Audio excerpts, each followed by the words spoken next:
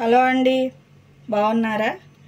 ఈరోజు మా ఇంట్లో దొండకాయ పచ్చడి పచ్చి ముక్కలతో కావాల్సినవి పచ్చిమిరపకాయలు, దొండకాయలు, చింతపండు, కొంచెం జీలకర్ర, ఎల్లుల్లిపాయలు, తర్వాత పప్పు దోసకాయ కూడా వండుతున్నానండి. పప్పు దోసకాయ, ఒక ఉల్లిపాయ, ఒక 3 పచ్చిమిరపకాయలు, దీంట్లో కొంచెం చింతపండు వేసుకోవాలి. ఈ పక్కన పెట్టేద్దాం. ఫస్ట్ పచ్చడి చేద్దాం. ఇప్పుడు పచ్చిమిరపకాయలు వేపుకుందాం, తొడయాలు తీసేసుకొని. దొండకాయలు ఏమో ముక్కలు చేసి పక్కన పెట్టుకుందాం.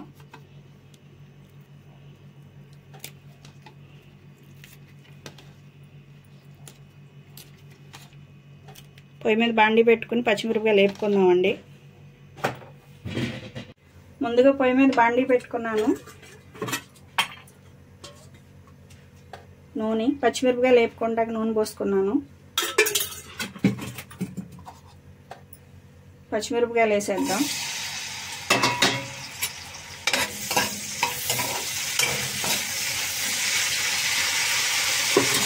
ఇవి వేగుతూ ఉంటాయండి. దొండకాయలు చిన్నగా ముక్కలు చేసుకున్నాం. బాగా సన్నగా తరుక్కోవాలి దొండకాయలు.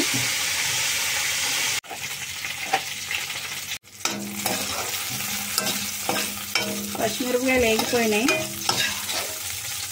ఈ స్టవ్ కట్టేసుకున్నాం.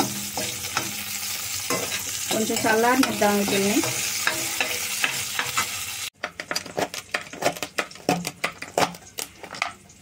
ఇంకా దొండకాయలు అంటే సన్నగా ముక్కలు కోసుకోవాలండి. సన్నగా ఉండాలి.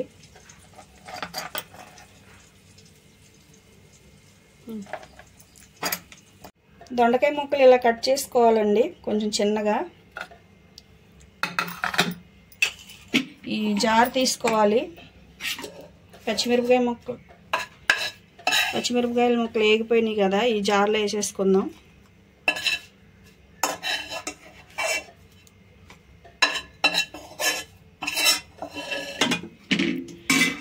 దీంట్లోనే చింతపండు, ఎల్లుల్లిపాయలు, కొంచెం జీలకర్ర,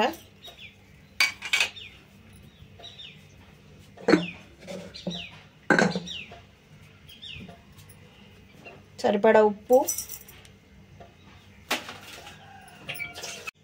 ఈ ఫస్ట్ మిక్సీ పట్టేసుకోవాలండి.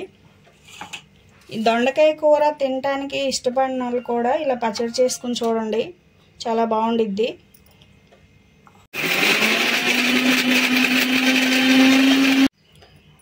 మిక్సీ పట్టేసుకున్నామండి. ఇలా పేస్ట్ అయిపోవాలి. దీంట్లోనే దొండకాయ ముక్కలు కలిపేద్దాం.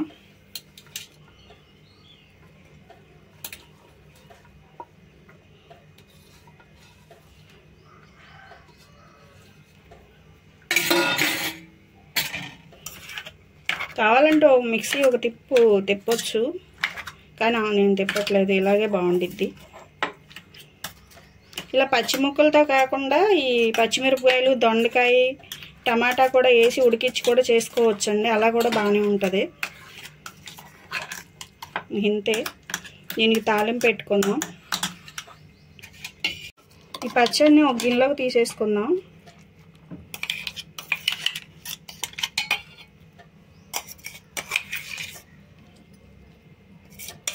తాలింపు చేసుకోవడానికి అప్పుడు సరిపోయిద్ది. తాలింపు చేసేసుకున్నాం. ఇప్పుడు తాలింపు చేసుకుందాం. ఈ పచ్చిమిరపకాయలు వేపిన బాండీలోనే తాలింపుకి నూనె పోసేసుకుంటున్నా. నూనె, తాలింపు దినుసులు, పచ్చెనగపప్పు, ఆవాలు, జీలకర్ర, ఎండుమిరపకాయలు.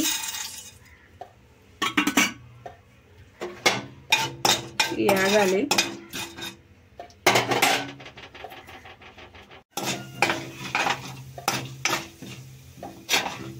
తాలింపు వేగుతుంది, కొంచెం ఎర్రగా అవ్వాలి. ఇవి కరివేపాకు,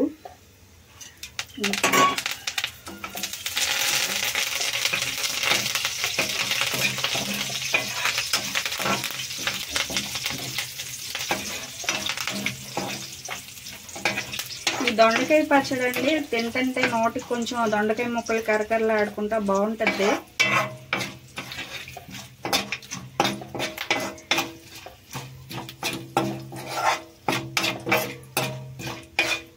వేగిపోయిందండి తాలింపు. దీంట్లో కొంచెం పసుపు వేసుకుందాం.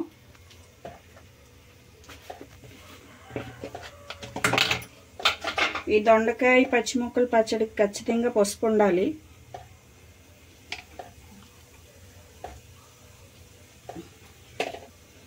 స్టవ్ కట్టేద్దాం, మాడిపోతాయి లేకపోతే. వేగిపోయినాయి. పసుపు వేసిన తర్వాత ఎక్కువ పొయ్యి మీద ఉంచకూడదు. తాలింపు వేగిపోయింది. పచ్చడి తాలింపు పెట్టేసుకుందాం.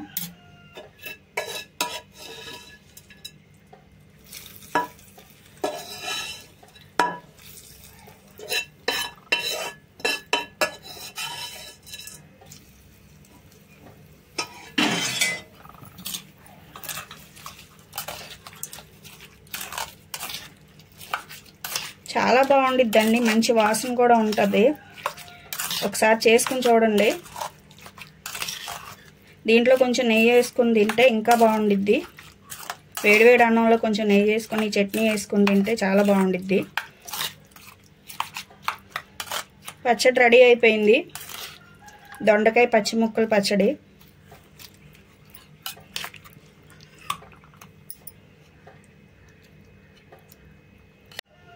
పచ్చడి అయిపోయింది కదండి. దోసకాయ పప్పు వండుదాం. దానికి సరిపడా పప్పు కడుక్కుందాం శుభ్రంగా.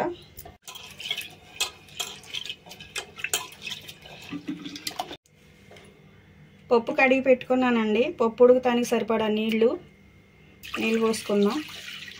ఇది చిన్న టీ గ్లాస్ ఉంటుందండి పప్పు. మీకు ఇంట్లో ఎంతమంది మనుషులు ఉంటే దాన్ని బట్టి పప్పు వేసుకోండి. నేను వండేది ఇప్పుడు 2 మనుషులకు ఉండిద్ది. ఉల్లిపాయ వేసుకుందాం. ఇలా నిలువుగానే కోసుకోవాలి.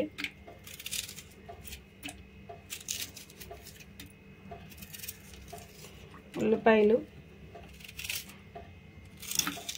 కొంచెం లావుగా కోసుకున్నా ఏం కాదు, అవి ఉడికిపోతాయి. దోసకాయ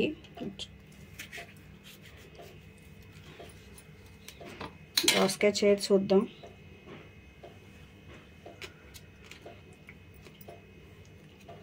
తీగానే ఉంది. పప్పు వండేటప్పుడు దోసకాయ చేతి చూడాలి కదండి, అందుకే చూస్తున్నా. చేదైపోతే పప్పు తినలేము. కొంచెం ఎండలు ఎక్కువగా ఉన్నాయి కదండి. ఈ దోసకాయలు, ఈ సొరకాయ అనంగా ఇలాంటివి తింటే మంచిది.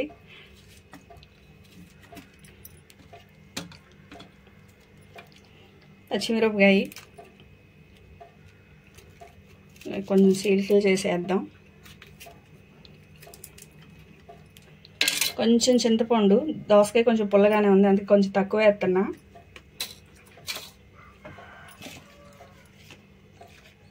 పసుపు,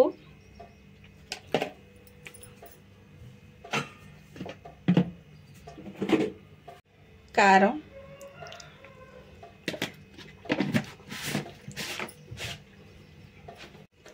మూత పెట్టేసుకుందాం. ఒక 4-5 విజిల్స్ రానిద్దాం. స్టవ్ మీద పెట్టేసానండి.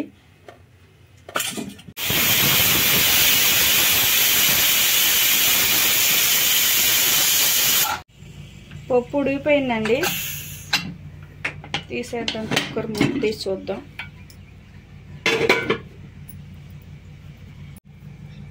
పప్పులో కొంచెం ఉప్పు,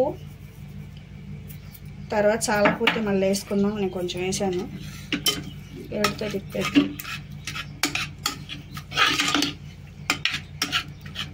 ఉడికిపోయిందండి మెత్తగానే. ఎక్కువ మెదపక్కర్లేదు. దోసకాయ ఇట్ట ముక్కలుగా ఉంటేనే బాగుండిద్ది.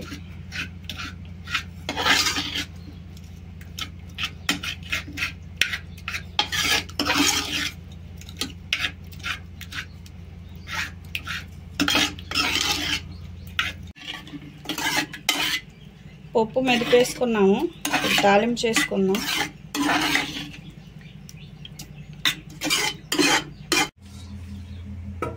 తాలింపుకండి నూనె, కొంచెం నూనె ఎక్కువే పోసుకోవచ్చు.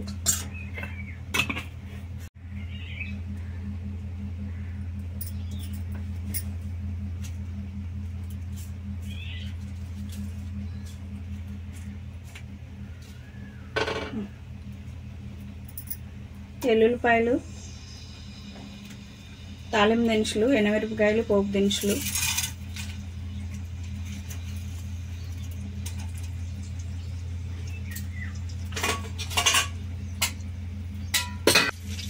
కరివేపాకు,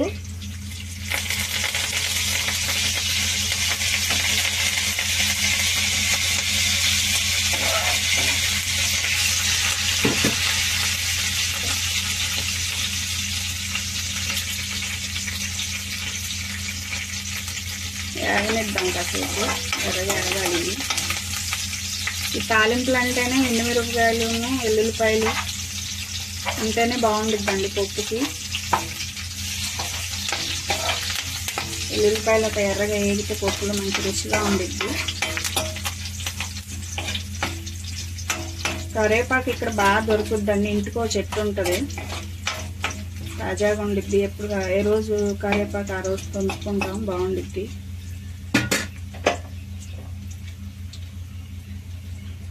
ఈ ఊరమిరపకాయలు నేను తాలింపులో వేసేసుకుంటున్నా, ఇట్ట పప్పులో వేసుకుంటే బాగుండిద్ది.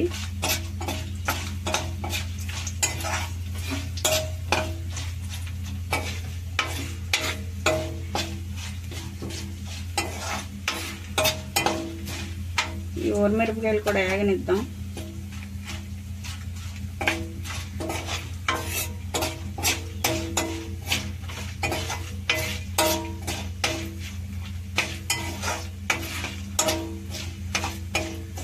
ఊరమిరపకాయలు చాలామంది విడిగా వేపుకుంటారు పక్కనకి, కానీ ఇలా వేపి పప్పులో వేసుకుంటే బాగుండిద్ది.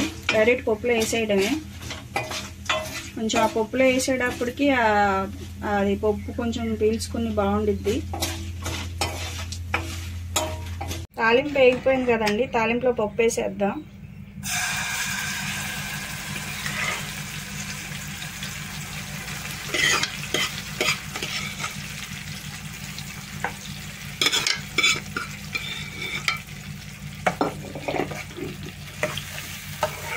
పప్పు దోసకాయ అయిపోయిందండి.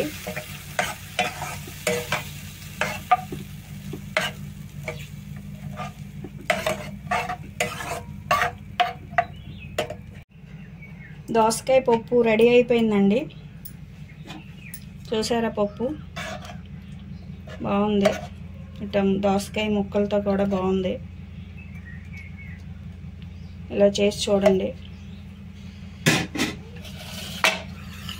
దొండకాయ ముక్కలు పచ్చడి, దొండకాయ పచ్చి ముక్కలతో చేశాను, చాలా బాగుండిద్ది. దోసకాయ పప్పు, దొండకాయ పచ్చి ముక్కలు పచ్చడి రెడీ అయిపోయినాయి. మీరు కూడా ఇలా చేసుకుని చూడండి.